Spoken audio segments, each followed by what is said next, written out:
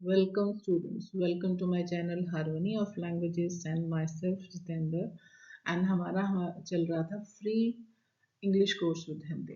तो ये हमारा आज है डे 3। इससे पहले हम वोवल ए के बारे में और अल्फ़ाबेट्स के बारे में पढ़ चुके हैं और अब हमने इसमें पढ़ना है वोवल ई कि वोवल ई अगर आ जाएगा तो उसके प्रोनाउंसिएशन रूल्स क्या हैं। तो चलिए शुरुआत करते हैं हम अपनी वीडियो की। तो अब देखिए बेटा कि अगर वोवल ई है, ठीक है, तो वोवल ई अगर आ जाएगा तो मोस्ट ऑफ द टाइम ज़्यादातर ये जो है ये अलग अलग से साउंड देता है आ ई ई एंड ए। तो अब कई वर्ड्स ऐसे होते हैं कि जैसे मान लो कि हमने लिख दिया अर्ली, तो यहाँ पे क्या हुआ, आपने बोला अर्ली तो ई अ की साउंड दे रहा है, ठीक है। आपने जो है कहीं पे लिख दिया वीप, तो वीप डबल ई की साउंड आ रही है ना। फिर उसके बाद अगर कहीं पे लिख दिया हमने ईस्ट, तो ई की साउंड आ रही है। तो कभी सोचा है कि ऐसा सब कुछ क्यों है? ऐसा क्यों होता है कि हमें पहले टीचर बता देता है कि इसको अर्ली बोलना है, इसको वीट बोलना है, इसको ईस्ट बोलना है, तो बट हमें ये बताया गया कि इसको ये बोलना है, बट क्यों कहा गया तो वो कोई रूल्स हमें नहीं बताए गए, जिसकी वजह से हमारे एक गैप क्रिएट हो गया, इंग्लिश के साथ ही हमारी दुश्मनी पैदा हो गई। हालांकि हमारी दूसरी लैंग्वेजेस हैं, हिंदी है, पंजाबी है, टफ है वो भी, बट वो हम क्योंकि शुरू से बोलते आ रहे हैं इसलिए हमें डर नहीं है, इसका हमें डर है। तो आइए हम अब ई के बारे में पढ़ते हैं कि ई के साथ ऐसा क्यों है।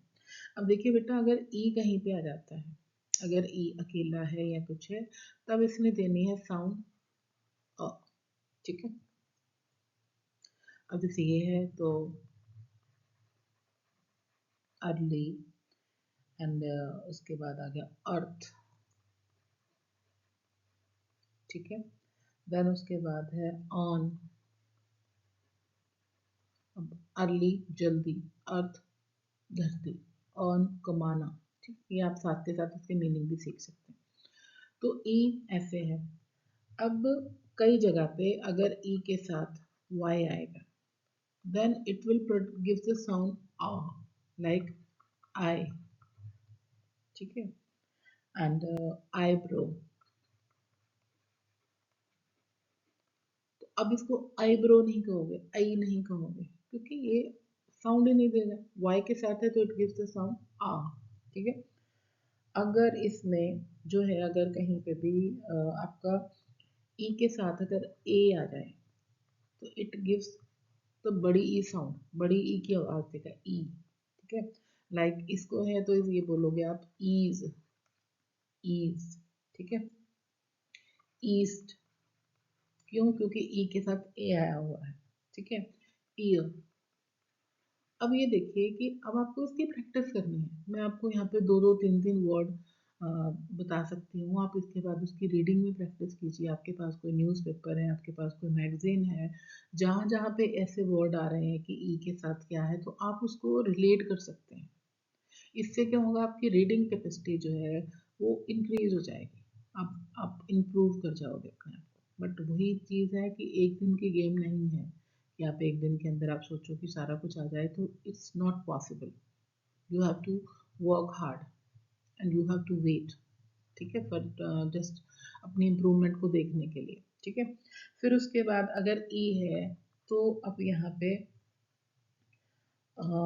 ई जो है अगर ए के साथ आ गया तो मैंने बता दिया कि ये ई, बड़ी ई की साउंड आने वाली। अगर देखिए ई के साथ अगर ई ही आ जाए तब भी ये हमें ई लंबी वाली साउंड देगा, लाइक बीप।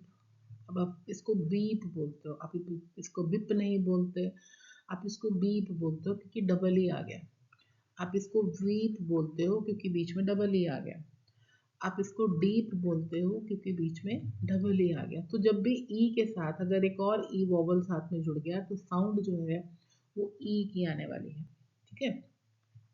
अगर ई के साथ आई जुड़ जाता है तो सिंपल है कि हमें ए और ई और आई तीन चीजें, तीन साउंड इसके अंदर आने वाले। जैसे मान लो कि हम लिखते हैं इसको ऐसे, तो ये वे है, वे, ठीक है। फिर उसके बाद अगर हम ऐसे लिखते हैं तो इट्स 8, ठीक है। ये वेट 8, तो ऐसे आ गया, तो ए की साउंड आ रही है, ठीक है। अगर ई के साथ ओ आ गया, then it gives sound ear और ईओ, ठीक है, ईया। अब जैसे मान लो कि इसके अंदर आ गया, ये हम ऐसे लिखते हैं इट्स जियोलॉजी, ईओ, ईओ आ गया ना, ईओ। या फिर इसके अंदर जो है हम जैसे जियो है ना, एंड ज्योमेट्री, तो ये ई के साथ ओ की साउंड है। अगर ई के साथ यू आ जाता है, it gives the sound you, you, ठीक है, या यू या यू। अब जैसे मान लो कि ये यू नहीं, यू की साउंड है। अब जैसे मान लो कि आप लिख देते हैं यूलॉजी, यूलॉजी, ठीक है। तो ये इस तरीके से इसकी साउंड को आप ध्यान में रखिएगा कि आपने कैसे, अगर वोवल ई आ गया तो आपने कैसे उसकी साउंड देनी है, ठीक है।